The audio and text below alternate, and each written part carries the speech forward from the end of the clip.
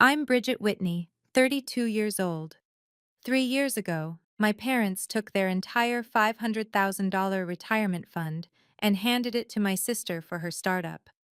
They sat me down at the dinner table, not to ask my opinion as a senior accountant at a Fortune 500 firm, but to take notes and learn from her. When I pointed out the red flags in her financial projections, my mother cut me off. Don't be jealous, Bridget. You just don't understand business. 3 years later, at Thanksgiving dinner in front of 30 guests, FBI agents walked through our front door with handcuffs. And the first words my sister screamed as they arrested her? This was Dad's idea. Before I tell you what happened next, please take a moment to like and subscribe, but only if this story resonates with you. Drop a comment telling me where you're watching from and what time it is there. This story begins with a simple truth. I learned too young. In my family, some daughters are born to shine, and some are born to applaud. Growing up in the Whitney household, there were two kinds of daughters. There was Meredith, beautiful, magnetic, the girl who walked into a room and made it revolve around her. And then there was me. I was the quiet one, the one who read books in corners while Meredith performed impromptu concerts for relatives, the one who got straight A's while everyone asked Meredith about her latest audition. I didn't resent her for it, not then. I just assumed this was how families worked. Some people were stars, and some people were audience members. The first time I truly understood my place was at my high school graduation. I was valedictorian. I'd worked 4 years for that honor, staying up past midnight, turning down parties, pushing myself until my eyes burned. When they called my name to give the speech, I looked out at the crowd. My parents' seats were empty. They arrived 20 minutes late, sliding into the back row just as I finished. Mom's excuse? Meredith had a callback for a commercial. We couldn't just leave her there alone. Meredith was 21. She had a driver's license. You understand, right, honey? Mom said afterward, straightening my graduation cap like that made up for missing the whole thing. You're so independent. You don't need us cheering for you. Meredith is different. She's sensitive. I nodded. I smiled. I told myself that being independent was a compliment. It took me 15 years to realize that independent was just the word my parents used for the daughter they didn't prioritize. Meredith wasn't more sensitive. She was simply more seen, and in my family, being seen was everything. But back then, I didn't have the words for it. I just had a hollow feeling in my chest and a valedictorian medal that no one in my family ever asked to see. Fast forward 12 years, I'd built something I was genuinely proud of. Senior accountant at Morrison and Hartley, one of the most respected financial firms in Chicago. Six-figure salary. I'd worked on cases with the SEC, helped uncover fraud schemes that made the Wall Street Journal. My colleagues respected me. My bosses trusted me with their most complex audits. None of that mattered at Sunday dinner. So, Bridget, my father said, cutting into his steak, still doing the number thing? I'm a forensic accountant, Dad. I analyze financial statements, detect fraud, work with federal investigators. Right, right. He waved his fork dismissively. Lots of typing. Meredith laughed from across the table. At 35, she was between jobs again. Consulting, she called it, which meant unemployed with a better vocabulary. But the way my parents looked at her, you'd think she was waiting for her Nobel Prize. Meredith's exploring some incredible opportunities, Mom announced, refilling my sister's wine glass. She has such vision. Not everyone can see the big picture like she does. Bridget's good at the small picture, Dad added. Details, that's valuable too. Someone has to do the behind-the-scenes work. I set my fork down. I testified in a federal fraud case last month. The defendant is facing 15 years. Silence. Then Mom. That's nice, honey. But it's still working for someone else, isn't it? Meredith's going to build something of her own someday. She has the entrepreneurial spirit. I looked at my sister, who smiled at me with something that wasn't quite sympathy and wasn't quite triumph. She'd always been fluent in that particular expression.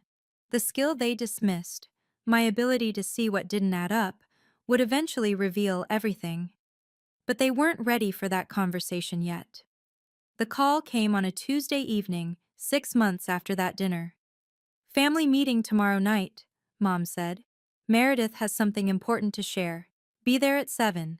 Dress nicely." I almost asked why dressing nicely mattered for a family dinner, but I'd learned that questions only prolong these conversations. The next night, I walked into my parents' house to find the dining room transformed. Meredith had set up a projector and laptop.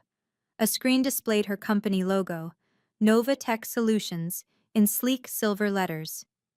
"Sit, sit!" Mom ushered me to a chair. "This is so exciting."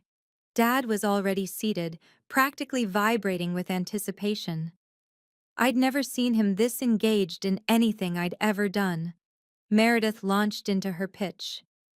AI-powered data management for small businesses, revolutionary technology, disrupting the industry.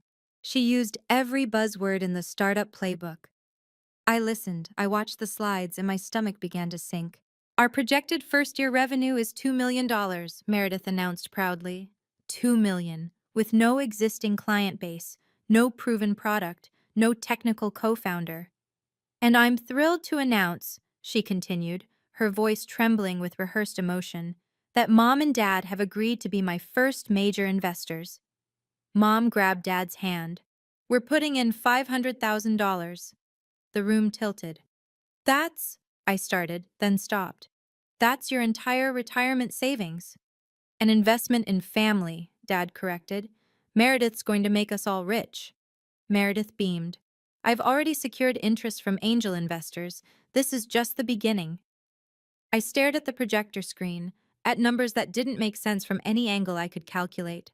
And I made a choice that would define the next 3 years of my life. I opened my mouth to speak. "Meredith," I said carefully, "your revenue projections, what are they based on?" She stiffened. "Market research, industry standards." "Which industry? Because SaaS companies typically take 3 to 5 years to—" "Bridget." Mom's voice was sharp. "Not tonight. I'm just asking questions. Dad, you're putting in $500,000. Don't you want to see the client acquisition model, the burn rate? Who are these angel investors?" Meredith's smile didn't waver, but her eyes went cold. "You wouldn't understand, Bridget. This is startup culture. It's not like your little accounting job." "My little accounting job involves analyzing exactly these kinds of—" "Enough." Dad stood up. "Bridget, this is your sister's moment. We didn't invite you here to interrogate her." "I'm not interrogating. I'm asking basic due diligence questions that any investor would—" "We're not any investors. We're family." Mom's hand found Meredith's shoulder. "We believe in her. Why can't you?" The question hung in the air like an accusation. I looked around the table, at my father's defensive posture, at my mother's protective grip on Meredith, at my sister's barely concealed smirk. "I believe in facts," I said quietly, "and these numbers don't add up." "You're jealous." Mom said it like a diagnosis. "You've always been jealous of Meredith. She has something you don't: vision, charisma, the courage to dream big. And instead of supporting her, you're trying to tear her down." Meredith dabbed at her eyes with a napkin. "I just wanted us to celebrate together, as a family." Dad put his arm around her. "We are celebrating. Bridget, apologize to your sister." I stood up from the table. "I hope I'm wrong," I said. "I really do." But I wasn't wrong. And somewhere in my father's eyes, just for a moment, I saw that he knew it too. That night, I couldn't sleep. I sat at my kitchen table until 3 a.m., writing an email I knew would probably go unread. But I had to try. I detailed everything: the unrealistic revenue projections, the vague references to angel investors with no names attached, the missing operational budget, the fact that Meredith had no technical background and hadn't mentioned a single developer on her team. I attached articles about startup failure rates. I included a spreadsheet showing what responsible early-stage funding actually looked like. I ended with, Please, just hire an independent auditor before you transfer the money. I'll pay for it myself. Give me 2 weeks to verify her claims. That's all I'm asking. I sent it to both my parents. 2 weeks passed. Nothing. I called Mom. Did you read my email? Bridget, it was very long. Did you read any of it? A sigh. Honey, your father and I appreciate your concern, but we've made our decision. The money transferred yesterday.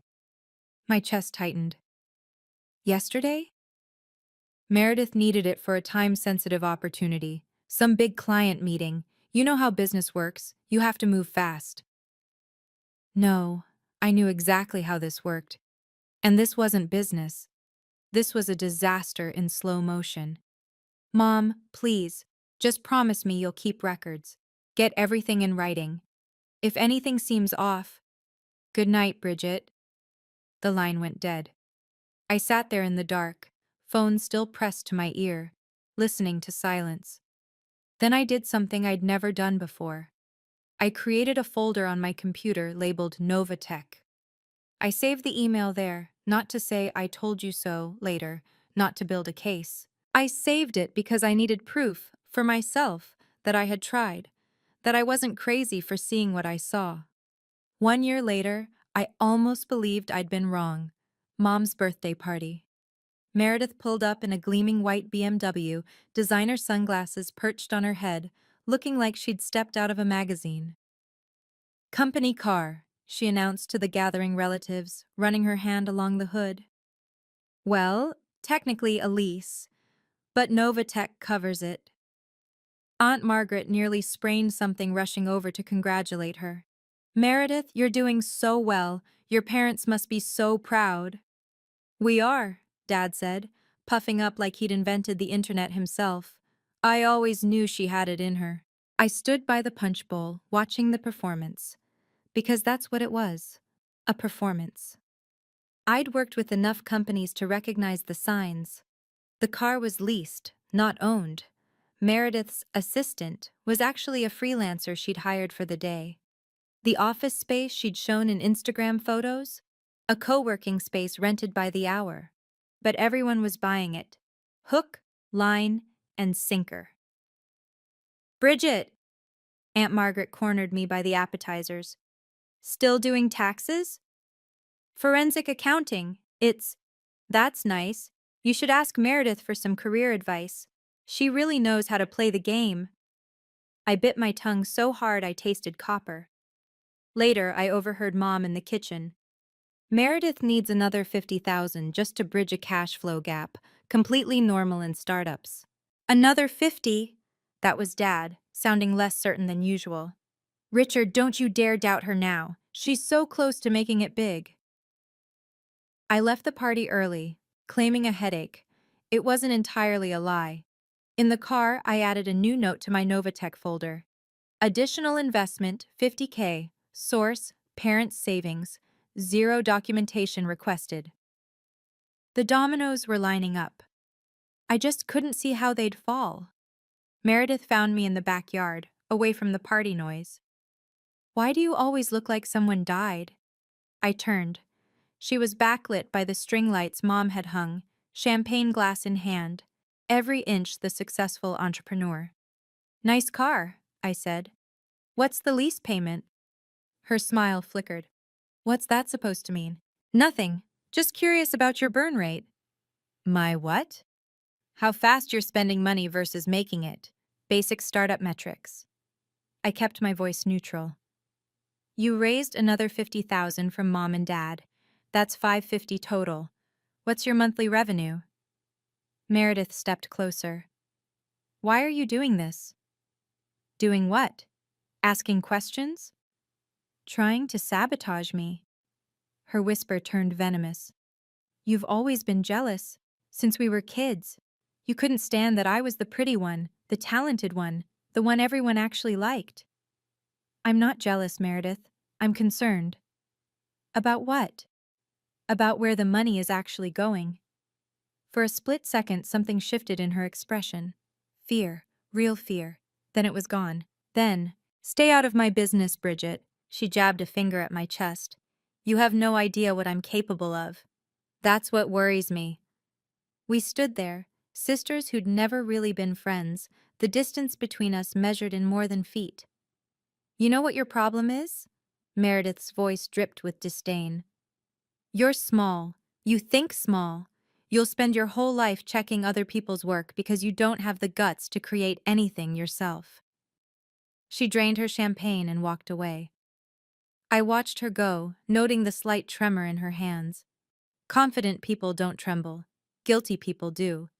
But I didn't have proof. Not yet. And in my family, suspicion meant nothing without an audience to witness the truth.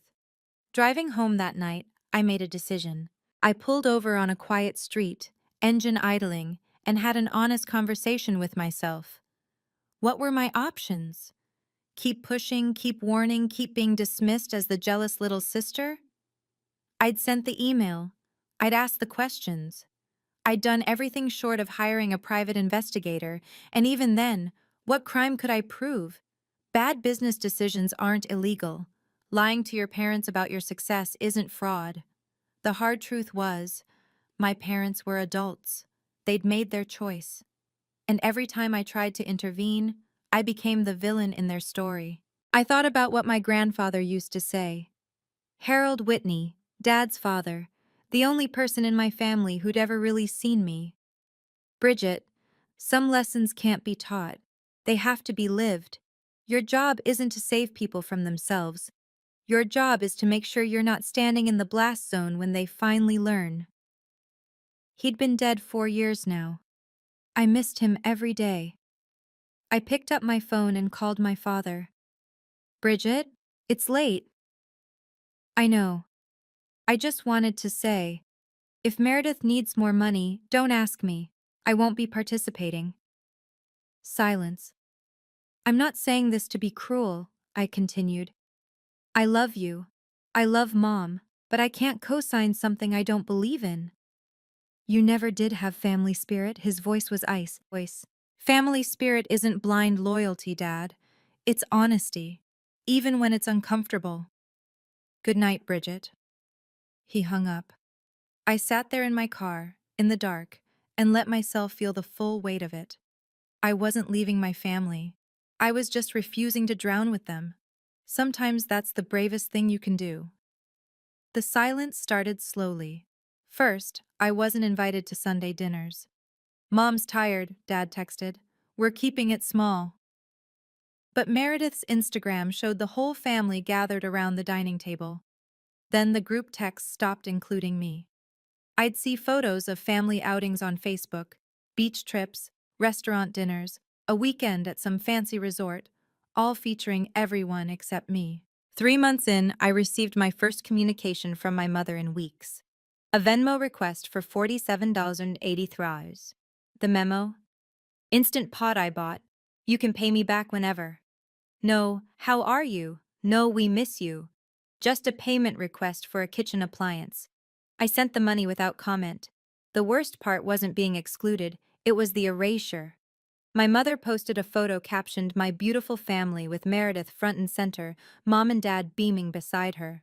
I was nowhere, not mentioned, not missed. I found out about the resort trip from Aunt Margaret, of all people. She called to ask why I hadn't come. I wasn't invited. Oh, a long pause. Meredith said you were too busy with work. Did she? Honey, you know how families are. Everyone gets busy. I'm sure it wasn't intentional. But it was intentional. Every family gathering I missed, every photo I wasn't in, every conversation that happened without me, Meredith was rewriting history. And my parents were helping her do it. I stopped checking their social media. I stopped waiting for calls that never came. I focused on my work, my apartment, my small circle of actual friends who actually showed up. And I told myself I was fine. Mostly, I believed it. But late at night, sometimes I wondered, how do you mourn a family that's still alive but has already buried you? I have to pause here and ask you something. Have you ever felt like an outsider in your own family? Like you're standing right there but somehow invisible? If you have, tell me in the comments, what did you do? Did you keep trying, or did you step back like I did? And if this story is hitting close to home, hit that like button. Let me know I'm not alone in this. Okay, back to what happened next, because the silence was about to break in a way none of us expected. 2 years after the investment, I got an unexpected phone call. Miss Bridget Whitney, the voice was formal, elderly. This is Theodore Marsh, attorney. I represented your grandfather Harold's estate. I almost dropped my coffee. Mr. Marsh, that was years ago. Indeed, 4 years since Harold passed. I apologize for the delay in reaching out, but I was given specific instructions. Instructions? Your grandfather left certain documents with me, a supplementary provision to his will. He asked me to deliver it to you personally when, and I quote, "The time is right." I gripped the phone tighter. What does that mean? How would you know when the time is right? Honestly, Miss Whitney, I wasn't certain myself. But Harold was a wise man. He said, and forgive my bluntness, when things fall apart for Bridget's parents, she'll need to know she wasn't crazy, and she'll need something solid to stand on. My throat tightened. Even from beyond the grave, Grandpa Harold saw me. Are things falling apart, Miss Whitney? I thought about the empty seats at my graduation, the ignored email, the family trips without me, the $500,000 evaporating into my sister's fantasy. Not yet, I said, but I think they might be soon. Then I'll be in touch. Your grandfather had tremendous faith in you, you know. He told me once, Bridget's the only one in that family who can tell the difference between what's real and what's just shine. I couldn't speak for a moment. Thank you, Mr. Marsh. Don't thank me, thank Harold. He always knew what he was doing. After I hung up, I sat with my cold coffee and cried. Not from sadness, from the overwhelming relief of being seen by someone who wasn't even here anymore. A month later, I ran into Agent Carla Reyes at a financial crimes conference downtown. She recognized me before I recognized her. Bridget Whitney. Morrison and Hartley, right? I turned to find a sharp-featured woman in a navy blazer, FBI badge visible at her hip. It took me a moment to place her. Agent Reyes, the Thornton Securities case. You remember, she smiled. You basically handed us that conviction. Your analysis of the shell company transactions was textbook. I just followed the numbers. That's exactly why you're good at it. She tilted her head. Still doing forensic work? Every day. Good. We need more people who can actually read a balance sheet. She reached into her pocket and handed me a business card. I'm heading up the white-collar crime unit now. If you ever see anything unusual in your work, give me a call. I looked at the card. Simple. Official. FBI seal in the corner. What kind of unusual? The kind that keeps you up at night. Her gaze was knowing. I've been doing this job for 15 years. You learn to recognize when someone's carrying something heavy, and you look like you're carrying something. I almost told her. Right there, in that conference hall with 300 people milling around. I almost said, my sister's running a scam and my parents gave her $500,000 and nobody will listen to me. But I didn't. Just work stress, I said. Sure. She didn't push. But if that stress ever has a name and a dollar amount, you know where to find me. I slipped the card into my wallet behind my driver's license. I told myself I'd never use it. Funny how the things we tell ourselves are rarely true. 3 years after my parents wrote that check, my phone rang on a Tuesday afternoon. Bridget? Mom's voice was bright. Too bright. I'm calling about Thanksgiving. I almost didn't answer. Our last conversation had been 4 months ago, and only because I'd texted her happy birthday. What about it? We're hosting this year. Big gathering. 30 people. Family, friends, the Hendersons from next door. Meredith has a special announcement, and we want everyone there. Another announcement. Another chance for Meredith to shine while I stood in the shadows. I don't know, Mom. Work's been... Bridget. Her voice hardened. You will be there. This is important to your sister. To all of us. Whatever issues we've had, we're still family. Still, I wanted to laugh. Family. The word meant something very different to me than it did to her. What time? 4 o'clock. Wear something nice. And Bridget? She paused. Try to be supportive this time. No negativity. No negativity. As if asking questions about where $500,000 went was negativity. I'll be there, I said. After I hung up, I sat at my desk and stared at nothing. 3 years. In that time, I'd been promoted twice, bought my own condo, built a life entirely separate from the family that didn't want me. I'd learned to stop checking Meredith's social media, to stop wondering what they were saying about me at dinners I wasn't invited to, but some part of me, the little girl who'd searched for her parents' faces in a graduation crowd, that part still hoped. Maybe things had changed. Maybe this invitation meant something. I picked out a nice dress. Navy blue, conservative, professional. I had no idea I was dressing for a funeral. I arrived 15 minutes early. My first mistake. Oh good, you're here. Mom thrust an apron at me before I could even take off my coat. Help me with the appetizers, and the drink station needs setting up. I looked down at the apron. It had cartoon turkeys on it and said, "Gobble till you wobble." Where's Meredith? Resting upstairs. She's been working so hard on her presentation. We need to let her conserve her energy. Of course. I spent the next hour arranging cheese platters, filling ice buckets, and greeting guests at the door like hired help. Aunt Margaret, Uncle Thomas, 3 sets of cousins I barely recognized. The Hendersons, who'd watched me grow up and now looked at me like they couldn't quite remember my name. By the time Meredith made her entrance, the living room was packed. She descended the staircase like a movie star, red dress, professional makeup, heels that probably cost more than my monthly car payment. Everyone turned. Everyone applauded. My mother actually wiped away a tear. "Doesn't she look wonderful?" Mom whispered to Mrs. Henderson. "That's my entrepreneur."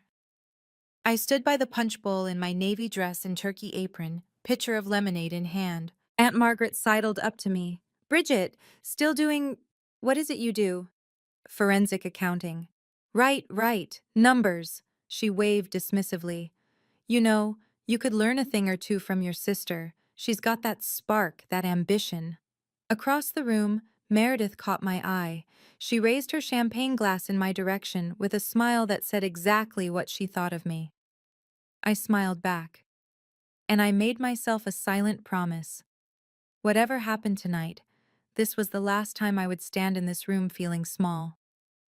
Dad called for everyone's attention just before we sat down to eat. "Before we say grace," he announced, standing at the head of the table, "I want to raise a toast. To family, to success, and to my daughter Meredith, who's proven that the Whitneys know how to dream big." Applause rippled through the room. 30 people, champagne glasses raised. 3 years ago, Patricia and I made the best investment of our lives. $500,000 in Novatech Solutions. He beamed at Meredith. And I am proud to say, it's paying off beyond our wildest dreams. I stood frozen by the sideboard, still holding the gravy boat. Now I don't want to leave out our other daughter. Dad turned to me, and the warmth drained from his voice. "Bridget, we hope that someday you'll learn from your sister. Maybe take some notes, figure out how to stop working for other people and actually build something of your own." Laughter. 30 people, laughing. "After all," Dad continued, encouraged by the response, "someone has to be the worker bee while the rest of us think big. Right, Bridget?" More laughter. Uncle Thomas slapped his knee. Aunt Margaret covered her smile with her napkin. Mom chimed in. "Don't worry, honey. Being an employee is respectable too. Not everyone can be a leader." I counted the faces. 30 people who'd just heard my father call me a failure. 30 people nodding along. 30 people who would remember this moment at every future gathering. I set down the gravy boat. I did not cry. I was long past tears. But I made sure to memorize every face, every smirk, every person who laughed at my expense. Because somewhere, deep in my bones, I knew. This story wasn't over yet. The doorbell rang. Mom frowned at the interruption. Who could that be? Everyone's already here. She handed her napkin to Dad and walked to the front door. I watched from my spot by the wall, still holding a serving spoon, still wearing that ridiculous apron. The door opened. Two people in dark suits stood on the porch. The woman in front held up a badge. Mrs. Whitney, I'm Special Agent Carla Reyes, FBI. This is Agent Morrison. May we come in? The living room went silent. 30 people turned toward the foyer like a single organism. FBI? Mom's voice cracked. There must be some mistake. No mistake. Carla stepped inside, her eyes scanning the room until they landed on my sister. We're looking for Meredith Whitney. The color drained from Meredith's face. She stood frozen in her red dress, champagne glass still in hand. What is this about? Dad strode forward. This is a private family gathering. Meredith Whitney. Carla's voice cut through his bluster. You're under arrest for securities fraud and wire fraud in connection with Novatech Solutions. You have the right to remain silent. Anything you say can and will be used against you in a court of law. Agent Morrison moved toward Meredith with handcuffs. The room erupted. Gasps, whispers. Someone dropped a wine glass, and through all of it, Carla's eyes found mine across the room. She gave me the smallest nod. Not of conspiracy. I hadn't called her, hadn't reported anything, just recognition. One professional acknowledging another. I stood very still, turkey apron and all, and watched my family's carefully constructed world begin to crumble. Meredith screamed. It wasn't a sound I'd ever heard her make before. Raw, primal. The scream of someone who'd just realized there was nowhere left to run. No! Meredith thrashed as Agent Morrison secured the handcuffs. You can't do this. I haven't done anything wrong. Ma'am, please calm down. This was Dad's idea. The room went absolutely still. Dad's face turned gray. Daddy told me to do it. Meredith was sobbing now, mascara streaming down her face. He said if we faked the investor reports, we could get more funding. He said no one would ever check. He helped me write the fake financials. Meredith, Dad's voice was barely a whisper. Stop talking. You promised you'd protect me. She lunged toward him, handcuffs clinking. You said it was just creative accounting. You said everyone does it. Mom grabbed the back of a chair, swaying. Richard, what is she saying? Patricia, I can explain. You knew? Mom's voice rose to a shriek. You knew and you didn't tell me? It wasn't supposed to. The investors were never supposed to find out. Mom collapsed. 3 people rushed to catch her. Mrs. Henderson screamed for water. Uncle Thomas pulled out his phone to call 911. In the chaos, Carla continued reading Meredith her rights, her voice steady and professional against the backdrop of family implosion. I didn't move. I watched my father try to revive my mother. I watched my sister being led toward the door, still screaming accusations. I watched 30 people witness the destruction of everything my parents had built their identities around. And I felt nothing. No satisfaction, no vindication, just a hollow emptiness where anger used to be. This wasn't victory. This was watching a house fire from the lawn, knowing you'd tried to warn them about the faulty wiring, knowing they'd called you crazy for smelling smoke. The EMTs cleared Mom. Just a fainting spell, no lasting damage. She sat on the couch with a blanket around her shoulders, looking 20 years older than she had an hour ago. Agent Carla pulled me aside near the front door, away from the others. I want to make something clear, she said quietly. You didn't cause this. I know. The investigation came from external investors. They hired independent auditors 6 months ago after inconsistencies in their quarterly reports. Your sister was siphoning money, nearly $2.3 million from multiple investors. Your parents' $500,000 was just the beginning. $2.3 million. My stomach turned. Your father's involvement. Carla hesitated. We'll be looking into that. But Bridget, the point I want to make is that you had nothing to do with this bust. I recognized you from the conference. But that's coincidental. People will think I reported her. Let them think what they want. You know the truth. She glanced back at the shell-shocked guests. For what it's worth, if they'd listened to you 3 years ago, this might have stopped at 500,000 in family losses instead of federal charges and prison time. She handed me a card, not her FBI card, but a victim services number. Your parents may need this. They're likely going to lose everything in civil suits. I took the card numbly. Before she left, Carla turned back. Your grandfather, Harold Whitney. He was mentioned in some of our background research. A straight arrow from what we found. He would have been proud of you. Then she was gone. And I was left standing in my parents' foyer, holding a victim services card, wearing a turkey apron, listening to my mother sob in the next room. This was what truth looked like. It wasn't pretty. The guests fled like the house was on fire. Aunt Margaret didn't even say goodbye. The Hendersons practically ran to their car. Within 30 minutes, the living room that had held 30 people was empty except for family. Dad found me in the kitchen, where I'd retreated to take off that ridiculous apron. Bridget, his voice was hoarse, I need your help. I folded the apron carefully, set it on the counter. You're good with finances. You could testify. Tell them I didn't know what Meredith was doing. Tell them I'm just a retiree who trusted his daughter. I looked at my father, really looked at him. The man who'd called me a worker bee, who'd made 30 people laugh at my expense, who'd ignored my warnings because they came from the wrong daughter. Dad, you knew. I didn't. You helped her write the reports. She said so. She's panicking. She doesn't know what she's saying. I have an email. The words came out flat. 3 years ago, I sent you and Mom a detailed analysis of everything wrong with Novatech's financials. You read it. His face went pale. That doesn't prove.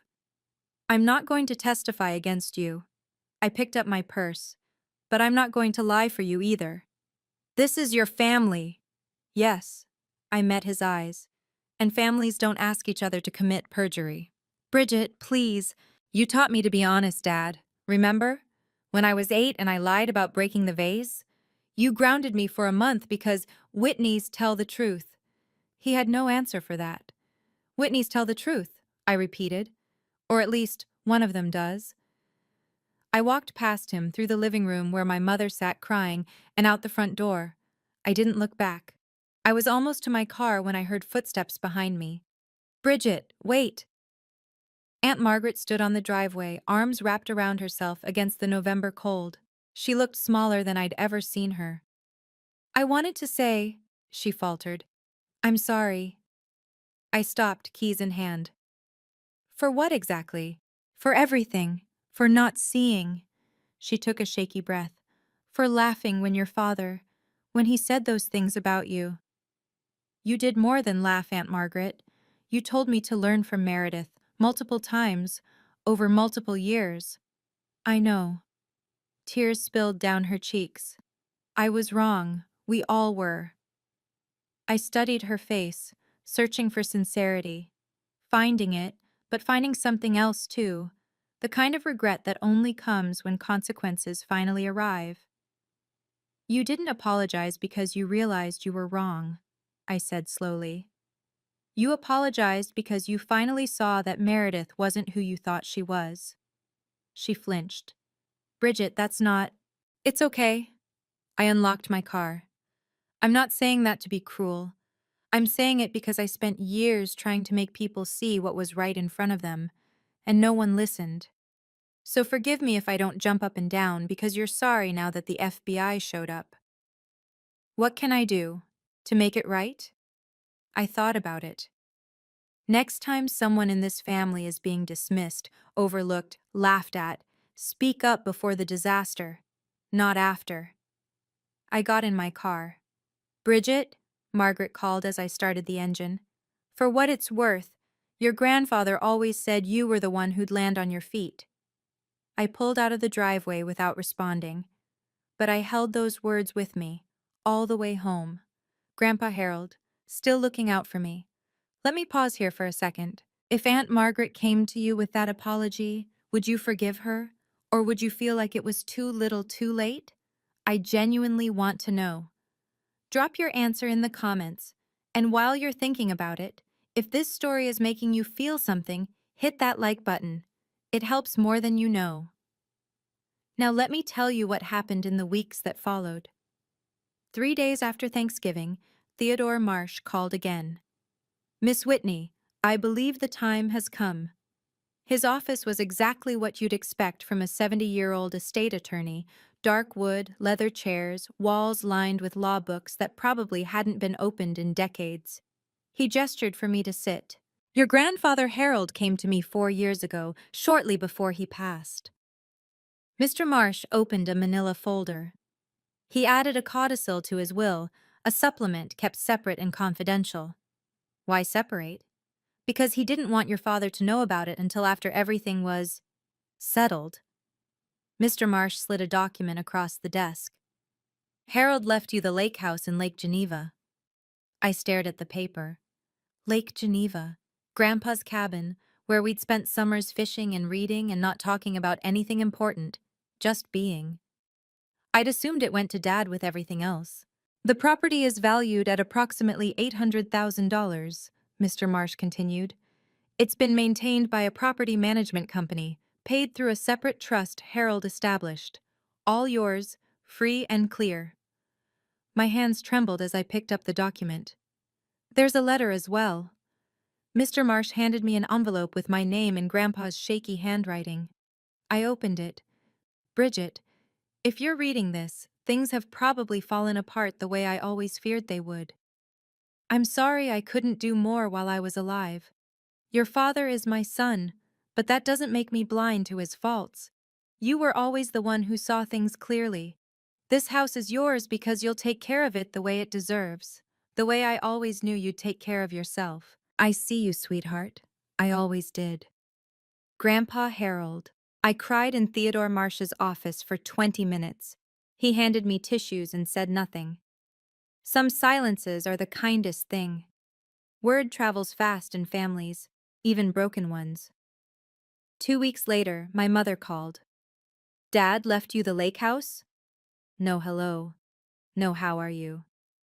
How could you not tell us? I just found out. That property should have gone to your father. It was Harold's. It belongs with the family. I am family, Mom. A pause, then. You need to sell it.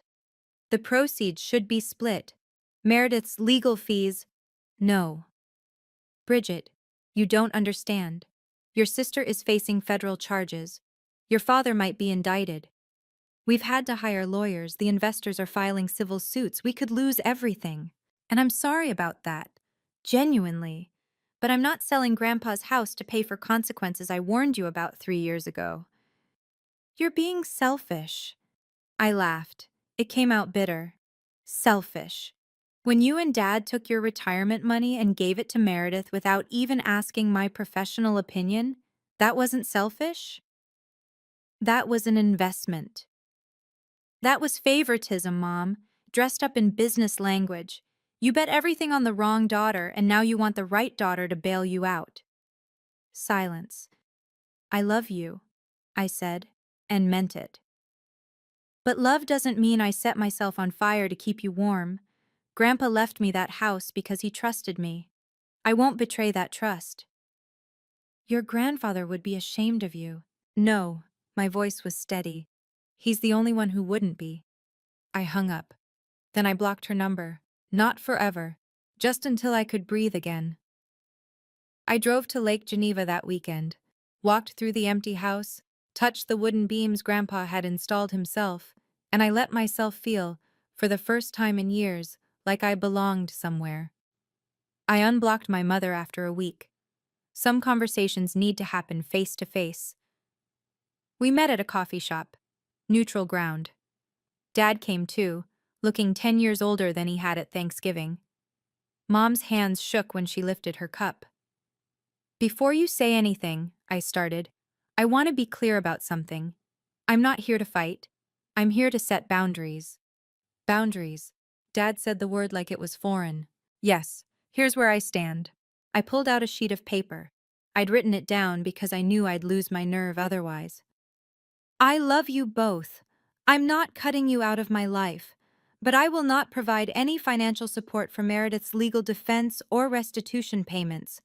I will not testify to anything that isn't true, and I will not apologize for being the daughter who tried to warn you. Mom opened her mouth. I held up my hand. I'm not finished. If you want a relationship with me going forward, it has to be based on respect, not on what I can do for you, not on comparing me to Meredith, on actually seeing me as a person. We've always, Mom started. You haven't. And I've spent 32 years pretending that was okay. I folded the paper. It's not okay. It never was. Dad stared at his coffee. We really messed this up, didn't we? Yes. It wasn't forgiveness. It wasn't reconciliation. But it was honesty. Maybe the first real honesty we'd ever had. I don't know how to fix this, Mom whispered. I don't either, I admitted. But we can't fix anything if we can't even admit it's broken. We sat there, three people who shared blood but had forgotten how to share anything else. It was a start. A painful, awkward, necessary start. 6 months after Thanksgiving, the legal hammer fell. Meredith pleaded guilty to 3 counts of wire fraud and 2 counts of securities fraud. The judge showed no sympathy for her tears or her expensive lawyers. 5 years in federal prison, no parole. Dad was indicted as a co-conspirator. His case dragged on for months, but eventually he accepted a plea deal. 2 years suspended sentence, 3 years probation, and a lifetime ban from involvement in any investment activities. The civil suits were worse. The defrauded investors, 7 different parties, totaling $2.3 million in losses, filed a coordinated lawsuit. My parents' house went first, then the cars, then what little remained of their retirement accounts. By the time the settlements were finalized, they were left with nothing. They moved into a 2-bedroom apartment in a complex that smelled like mildew and regret. I visited once. The apartment was small, cramped with furniture that didn't fit. Photos of Meredith were conspicuously absent from the walls. Social Security covers the rent, Dad said flatly. Barely. Mom sat in a corner chair staring at nothing. She'd stopped dyeing her hair. The gray made her look ancient. I'm not here to gloat, I said. Then why are you here? I set a bag of groceries on the counter. Basics, bread, milk, canned soup. Because you're still my parents. Dad looked at the groceries, then at me. Something shifted in his face. We don't deserve this. No, I agreed. You don't, but it's not about deserving. I left without hugging them. Not because I didn't want to, because I wasn't ready. And that was okay. Healing isn't linear. Forgiveness isn't instant. Sometimes love looks like groceries on a counter, and nothing else you're able to give. The social fallout was almost worse than the legal one. Within a month of the arrests, my parents' social circle evaporated. The couples they'd vacationed with, the church group Mom had led for 15 years, the country club Dad had been so proud of joining, all gone. Aunt Margaret kept me updated, though I hadn't asked her to. Your mother got dropped from the women's ministry, she told me over the phone. Someone made a comment about not wanting that kind of attention at their events. And Dad? His golf buddies stopped returning calls. The retirement party they were planning for Bill Henderson? Your father wasn't invited, after 20 years of friendship. I thought about that Thanksgiving room. 30 people laughing at me, 30 people toasting Meredith's success. Where are all those people now? Margaret was quiet for a moment. Nowhere. That's the thing about fair-weather friends, Bridget. They're only there for the weather. I didn't feel satisfaction. I felt tired. Your parents keep asking about you, Margaret added. Your mother especially. She mentions you every time we talk. What does she say? She says she wishes she'd listened. She says she looks at old photos and can't believe how blind she was. She says, what? She says she's proud of you for turning out the way you did despite everything they got wrong. I didn't know what to do with that. The parents who'd laughed at me, who'd chosen Meredith at every turn, who'd called me selfish for not selling my inheritance, were they really capable of change? I didn't know. But I noticed something. They hadn't asked for money in months. They hadn't made demands. Maybe that was progress. Or maybe they'd just finally run out of things to take. While my family was falling apart, I was quietly putting myself together. The promotion came 6 months after Thanksgiving.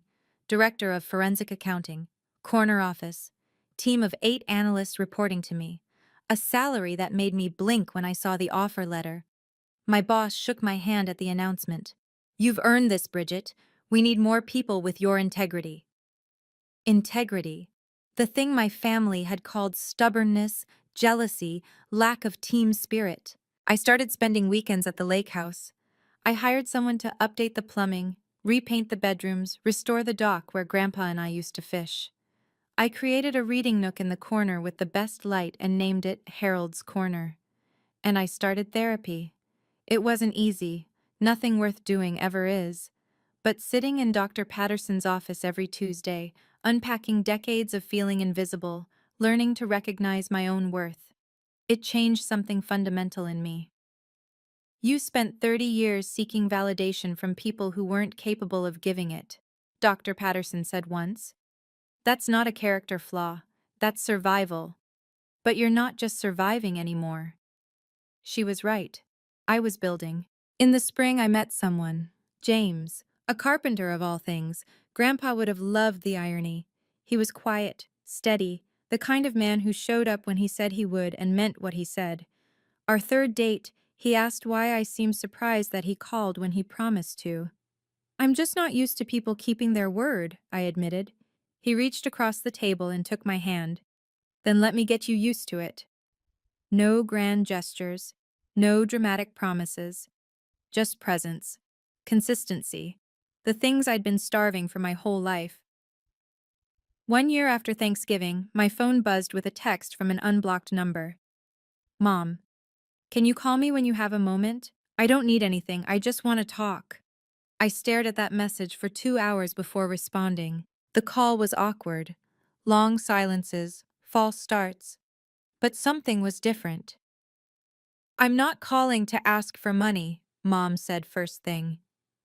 "I want you to know that. Okay? I've been going to a therapist. Your father thinks it's a waste, but—" She laughed weakly. "I think I needed someone to help me see what I couldn't see on my own." "And what's that?" "How much I failed you." Her voice broke. "I've been going through old photos. Your graduation. I wasn't there, Bridget. My daughter's valedictorian speech, and I wasn't there because Meredith had an audition." "I remember." "How do you remember without hating me?" I thought about it. "I did hate you. For a while. But hate is heavy, Mom. I got tired of carrying it." She cried then. Not the theatrical crying I'd grown up with, but something raw and ugly and real. "I'm sorry, I'm so sorry. Not because I want something from you. Because I owe you an apology I should have given years ago." I didn't say it's okay, because it wasn't. But I said, "Thank you for saying that. Can we try? To have something? I don't expect you to forget. I just want a chance to do better." I watched the sunset through my lake house window. The water was golden, peaceful. "We can try," I said, slowly. It wasn't forgiveness. It wasn't even trust. But it was a door, left slightly open. That would have to be enough for now. 18 months after the arrest, I drove to Alderson Federal Prison Camp in West Virginia. I don't know what made me go. Curiosity, maybe. Or the need for closure that therapy kept telling me I deserved. Or maybe just the simple fact that, despite everything, Meredith was still my sister. The visiting room was fluorescent lit and depressing. Meredith shuffled in wearing khaki scrubs, no makeup, her hair pulled back in a limp ponytail. She looked nothing like the woman in the red dress who'd descended my parents' staircase. "Why are you here?" No preamble. Same old Meredith. "I don't know." I admitted. I just needed to see you. She sat across from me, hands flat on the table. Come to gloat? No. Liar. Meredith, if I wanted to gloat, I'd have come 18 months ago. I'm here because I have a question. She raised an eyebrow. Was it really Dad's idea? Or did you just say that because you were scared? For a long moment, she didn't answer. Then slowly, the mask cracked. Both. Her voice was barely a whisper. He encouraged me. He helped with the reports. But I made the choice. I signed the documents. I took the money. She looked at her hands. I'm not a victim, Bridget. I'm just a person who got caught. That's the first honest thing you've ever said to me. She laughed bitterly. Prison gives you a lot of time to think. What do you think about? How I ended up here. How I spent my whole life performing and never actually being anything real. She met my eyes. How you were always the one who was actually okay. We sat in silence, not sisters exactly, but maybe, finally, something like honest. Summer now. I'm sitting on the dock at Lake Geneva, bare feet dangling over water that sparkles like Grandpa's eyes used to when he told his terrible jokes. James is inside, probably making that coffee he's so proud of, the kind that takes 20 minutes and tastes exactly like the instant kind, but I'd never tell him that. I've been thinking about what this whole experience taught me. First, your worth isn't determined by people who refuse to see it. I spent 30 years performing for an audience that was looking at someone else. That wasn't a reflection of my value, it was a reflection of their blindness. Second, setting boundaries isn't cruel. It's necessary. I used to think love meant tolerating everything, absorbing every hurt, being the bigger person until I disappeared entirely. Now I know that real love, including self-love, requires limits. Third, sometimes the best thing you can do is step back and let consequences happen. I didn't take revenge on my family. I didn't call the FBI. I didn't orchestrate their downfall. I just refused to participate in their delusion, and eventually, reality caught up. Grandpa understood this. That's why he left me the house. Not as a weapon against Dad, but as solid ground for me to stand on when everything else washed away. I still see my parents occasionally. Mom more than Dad. It's fragile, what we're building. More like acquaintances who share a history than a mother and daughter who share a bond. But it's honest, which is more than we ever had before. And Meredith? She'll be out in 2 more years. I don't know what our relationship will look like then. Maybe nothing. Maybe something. The point is, I don't need to know. I don't need them to make me whole. I already am. My story doesn't have a fairy tale ending. There's no scene where my parents fall to their knees and beg forgiveness while violins play. No moment where Meredith and I embrace and promise to be best friends forever.